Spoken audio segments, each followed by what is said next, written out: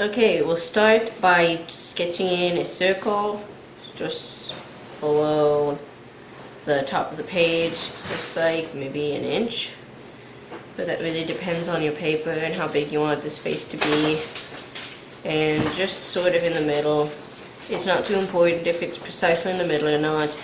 We'll put a line dividing the face in half, and this can go down as far as the page if you want it to, but I'm not going to go down that far. Now we'll divide the circle in half this way. And starting at the place where this line and the circle intersects, at that point we're going to put a line angling against the side of the circle right here, just going down. It doesn't really matter how far down just yet. Just making sure it's on the outside of the circle and resting against it. Now at the bottom of the circle, we'll put a line there, and this is pretty much where the jawline will be. I'm gonna make it a little more level because I see that this side is kind of lower, so I'm just gonna fix that real quick. And then from here we do a little angle down to the middle line. And you can have a longer face, that would be a longer line, or a smaller, cuter face, and that would be a shorter line, but we're gonna go with the one in the middle.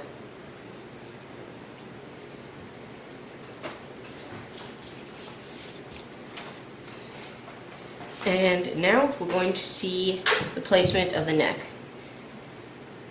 Dividing the half of the circle in half, we get it down completely. And again, it probably isn't precisely in half, but it's not terribly important.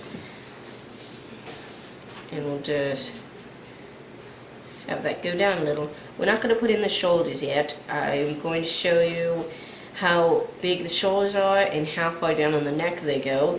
But first, let's erase some of these guidelines because this is getting really messy.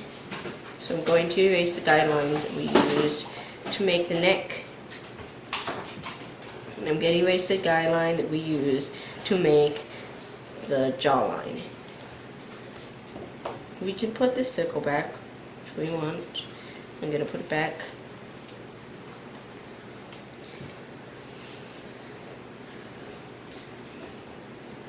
And now we're going to see where the eyes go. Because this is a young character, we're going to leave a lot of forehead space. This whole section here is going to be the forehead, most of which is going to be covered by the hair. This line marks about where the eyebrows will be. So, going to where we had the line of the face intersect with the circle, we will put a line going across, meeting at both sides. And that is pretty much where the bottom of the eyes are going to go. I think that we should make them a little bigger though. Really big, cute, shiny eyes. So let's do that. And now, a little below the eyebrows, just a tiny bit. Just so that you can hardly put another line between the eyebrows. And this dividing line is the top of the eyes. I'm not going to sketch in the guidelines of the eyes yet because I want to do the overall guidelines of the face. So let's move on to the ears. The ears on pretty much any character are as high up as the eyes are. So the top of the ear would be right here, at the top of the eye line. And we're just going to make it come out and curve in again. And sort of, you see a teardrop shape. If we continue this, it is a teardrop shape. And we are going to do it on the other side. And usually, at least for me, my ears start out really uneven and I choose which side I like better. I like this side better, so I'm gonna make this side match.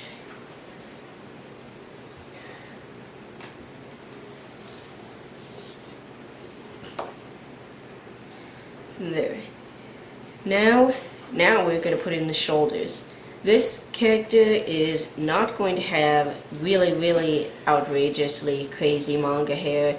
It's going to be just slightly more realistic than some styles, so it's only going to come out slightly farther than the ears. Knowing this now is important because we have to see how big the shoulders are going to be. For the neck is going to be about as tall as the eyes are, as these eyes are at least, which I'd say maybe 1.5 inches on this size paper. So that's where the neck will stop. And going out only as far as the hair will come out are the shoulders. That doesn't necessarily mean that if your character has hair out to here, she has shoulders out to here. This is just showing us that just beyond her head, that's how far out the shoulders go. And we're going to have the shoulders slant down slightly, then go down. And we can erase these. Okay. Now let's put in the basic shape of the eyes. In the middle of this guideline here, I'm going to put a large circle and another large circle. Then at the top of the large circle, we're going to put an arch, a very thick arch. Or you could do like this and fill it in later. But for me it's easier to just sort of scribble it in. We get it down pretty far on this side, not quite halfway down. 1/3 of the way down, I'd say. But on this side, we go nearly all the way down.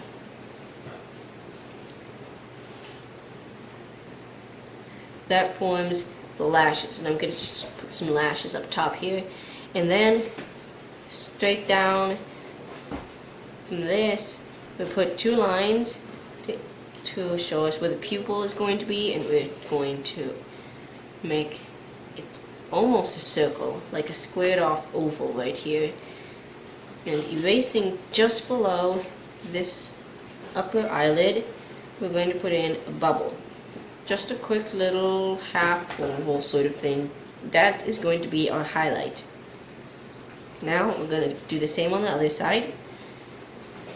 Coming in kind of far on this side, we make an arch down, which are the lashes. Scribbling in some lashes here. Then these lines, and the placement of the pupils themselves is important.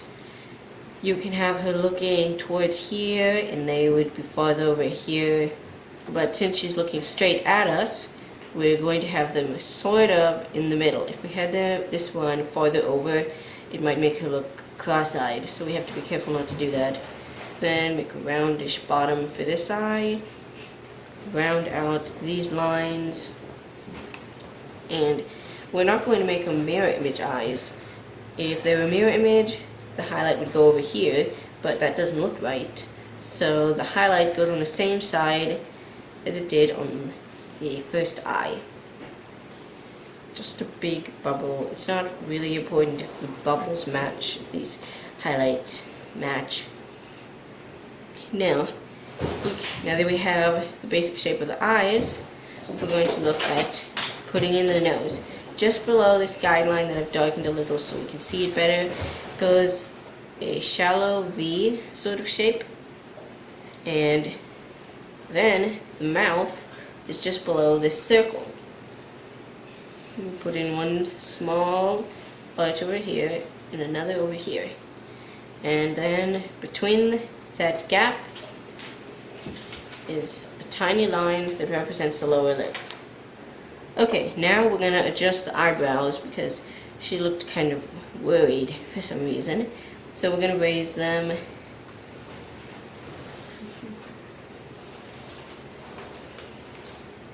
And now let's erase most of these guidelines and see what we have got. Okay, now just before we start touching up all this, I'm gonna show you how to do these really easy ears. Just below this part, where the ear connects to the face, we have a line that follows the curve of the ear itself, touching the middle of the ear. And in the actual middle of the ear, we'll put in a half circle. And we'll do the same on the other side. There, now we have really simple, easy to do ear detail. Now I'm going to darken the lines.